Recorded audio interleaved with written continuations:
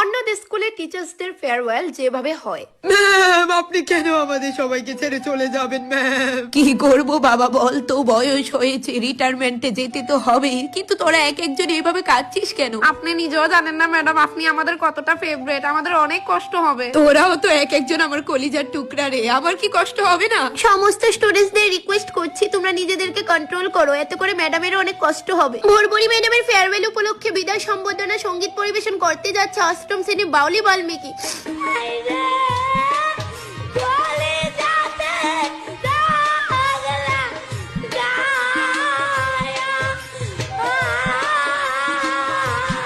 আমি পারছি না, ওকে থামাও প্লিজ। ভোরবুড়ি ম্যাডামের জন্য সমস্ত স্টুডেন্টসদের চোখ দিয়ে অশ্রু প্রবাহিত হচ্ছে, আর এই জল মিথ্যে নয়। সত্যি বলতে আমি কোনোদিনও ভাবিনি এই বিদ্যালয়ের সাথে আমি এইভাবে জড়িয়ে যাব।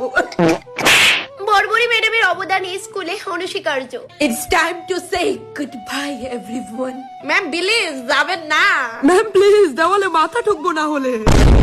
লে আমাদের স্কুলে টিচারের ফেয়ারওয়েলে অনেক সময় কাটাইছে এই স্কুলে, সাথে অনেক বদমাস স্টুডেন্টের পিঠা পিঠা মাইশের বাচ্চাও করছি। স্টাফ রুমে একজন ম্যাডামের কথা আরেকজন ম্যাডামের কাছে গিয়ে উগলিও করছি। এরকম অনেক ছোট ছোট ভুল আমি করছি, বুড়া বয়সে আরো করুম। শুধু এর দূরা না, অনেক সুলানি ম্যাডামরার লগে আমার কথা কাটাকাটি হইছে, এইটার লিগে আমি হাত জোর করে ক্ষমা চাইতাম না। কেউ কি শুনতাছে আমার কথা? হ্যাঁ এই ফুলা সরে দাঁত ফালাই দিমু, কথা শুনতাছস না কেরে? বাকি ম্যাডামরা কি তা শুধু চা খাইতে আইছে, নিজেদের শাসন করতে পারেন না? এই তোরা চুপচাপ ম্যাডামের বক্তৃতা শুন, এমনিতে আমি নিজেই কিছু শুনছি না। কেওড়া ম্যাডাম দেখেন ওই ফুলাটা আমার লেখা কেমনে কানতাছে, কানতে না করে।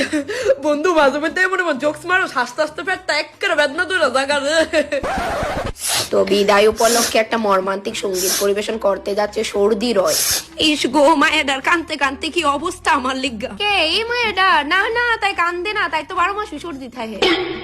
আমি ডানা গাডা বরি, আমি ডানা গাডা বরি। না বুঝছি, জায়গা হেডমিস্ট্রেস ম্যাডাম। মা ফেয়ারওয়েল শেষ হয়েছে না তো আপনার? ওই তো হয়ে গেছে আমার ফেয়ারওয়েল। ভাল লাগছে, অনেক ভাল লাগছে।